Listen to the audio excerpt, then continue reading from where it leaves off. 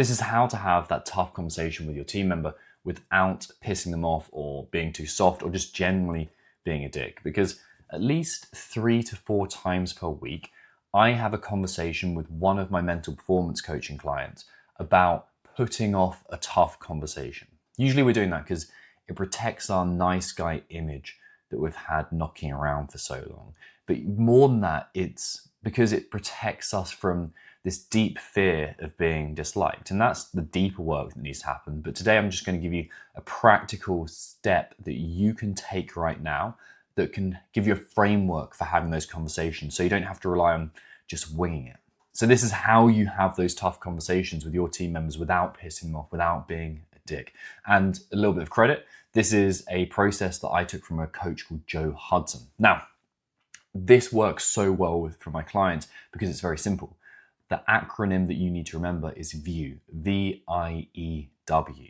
Now, the first one of these, I do not want you to switch off here because you'll hear this word and you'll go, ugh, like I don't want this kind of thing, but it's got a unique meaning to it. So the V stands for vulnerability. Now, don't switch off.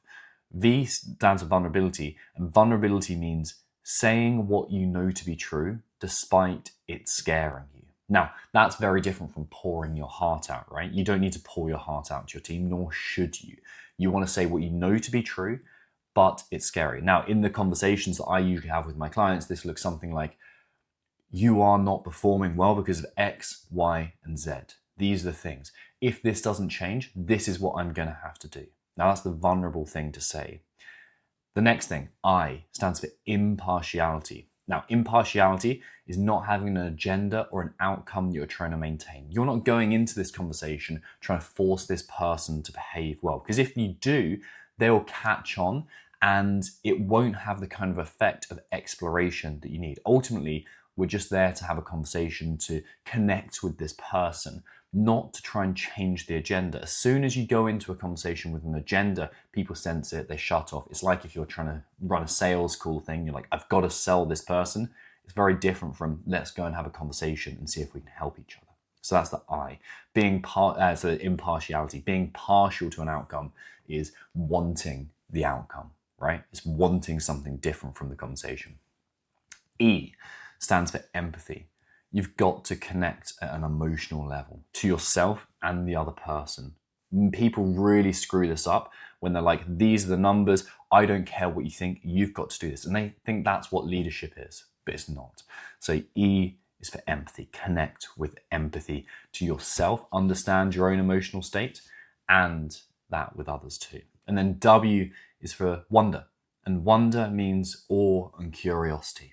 So that means going into existing in the question rather than solving the question. And what I mean by that is if you have a conversation which is full of wonder, you can come in and say, I wonder why this is happening. I wonder why that is happening. Like, why is this team member underperforming? What's really going on behind this? What are they feeling when they get into work? How are they feeling about their job in general? Do they feel like an imposter? Do they not feel good enough? Do they feel like they're too good? And these kind of conversations are way more fruitful than just going in and saying, change this, I don't like this, because then you do come off a dick. Or if you go in there and say, hey man, like I just kind of noticed this thing, and that's way too soft. It's way too soft for you to be a solid, tough, high-performing leader. Now, if this tool has highlighted just how much growing you have to do as a leader, I can help you put together a 90-day performance leadership plan. This takes the form of a 20-minute no sales call. I will not pitch you on this unless you want to talk about my services, in which I'll happily talk about them. So click the link below and I'll hopefully see you on that call.